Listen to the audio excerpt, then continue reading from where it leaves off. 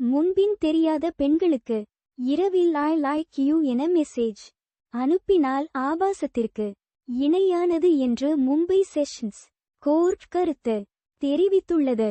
மேலும் எந்தவொரு திருமணமான பெண்ணோ அல்லது அவரது கணவரோ இதுபோன்ற வாட்ஸ்அப் மெசேஜ்களை பொறுத்துக் கொள்ள மாட்டார்கள் என்றும் கூறியுள்ளது.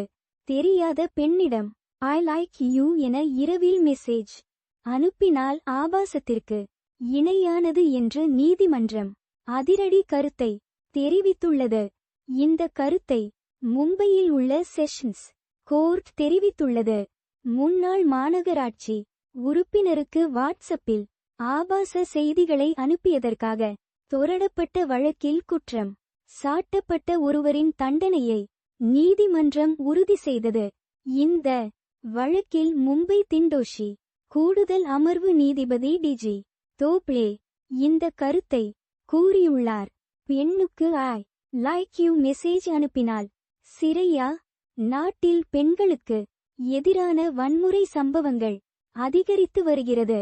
நாளுக்கு நாள் நடக்கு வன்முறை சம்பவங்கள் பெண்களை அச்சுறுத்தி வருகிறது.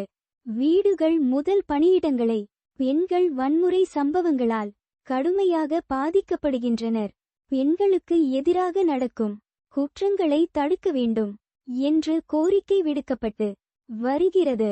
இந்த நிலையில் முன்பின் தெரியாத பெண்களிடம் இரவில் ஐ லைக் யூ என மெசேஜ் செய்தால் ஆபாசத்திற்கு சமம் என்று நீதிமன்றம் கருத்து தெரிவித்துள்ளது. நாட்டில் பெண்களுக்கு எதிராக வன்முறை சம்பவங்கள் அதிகரித்து வரும் சூழலில் நீதிமன்றம் இந்த கருத்தை தெரிவித்தது முக்கியமானதாக பார்க்கப்படுகிறது. மும்பை திண்டோஷியில் முன்னாள் மாநகராட்சி பெண் உறுப்பினரிடம் அவருக்கு தெரியாத நபர் ஒருவர் இரவில் ஐ லைக் யூ என மெசேஜ் அனுப்பியிருக்கிறார். இதற்கு எதிராக பெண் முன்னாள் கவுன்சிலர் வழக்கு தொடர்ந்துள்ளார். இந்த வழக்கில் கடந்த 2022ஆம் ஆண்டு குற்றம் சாட்டப்பட்ட நபரை குற்றவாளி என தீர்ப்பு அளித்து அவருக்கு 3 மாத சிறை தண்டனையை உள்ளூர் நீதிமன்றம் விதித்தது. தனக்கு வழங்கப்பட்ட தீர்ப்பை ரத்து செய்ய கோரி குற்றம் சாட்டப்பட்ட நபர் மும்பையில் உள்ள செஷன்ஸ் கோர்ட்டில் மனு தாக்கல் செய்தார். தனது வழங்கப்பட்ட 3 ஆண்டு சிறை தண்டனையை ரத்து செய்ய வேண்டும் என்று மனுவில் கூறியிருக்கிறார். இந்த வழக்கை விசாரித்த நீதிபதி டிஜி தோப்ளே குற்றம் சாட்டப்பட்ட நபருக்கு வழங்கப்பட்ட 3 ஆண்டு சிறை தண்டனையை உறுதிப்படுத்தினார். மேலும் அந்த தீர்ப்பு குறித்து நீதிபதி கூறுகையில், நீங்கள் ஒல்லியாக இருக்கிறீர்கள், நீங்கள் மிகவும் புத்திசாலியாக இருக்கிறீர்கள், நீங்கள் அழகாக இருக்கிறீர்கள், நீங்கள் திருமணமானவரா இல்லையா, எனக்கு உன்னை பிடிக்கும் என்று மெசேஜ் அனுப்பப்பட்டிருக்கிறது.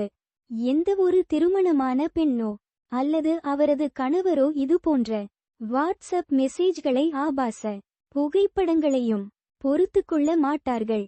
மேலும் எந்தவொரு பெண்ணும் ஒரு குற்றம் சாட்டப்பட்டவரை பொய்யான வழக்கில் சிக்க வைத்து தனது கண்ணியத்தை பணயம் வைக்க மாட்டார். குற்றம் சாட்டப்பட்டவர் அந்த பெண்ணுக்கு ஆபாசமான வாட்ஸ்அப் செய்திகள் மற்றும் படங்களை அனுப்பியதை அரசு தரப்பு நிரூபித்துள்ளது. இதுபோன்று மெசேஜ் அனுப்புவது ஆபாசத்திற்கு இணையானது என்று கருத்து தெரிவித்துள்ளார்.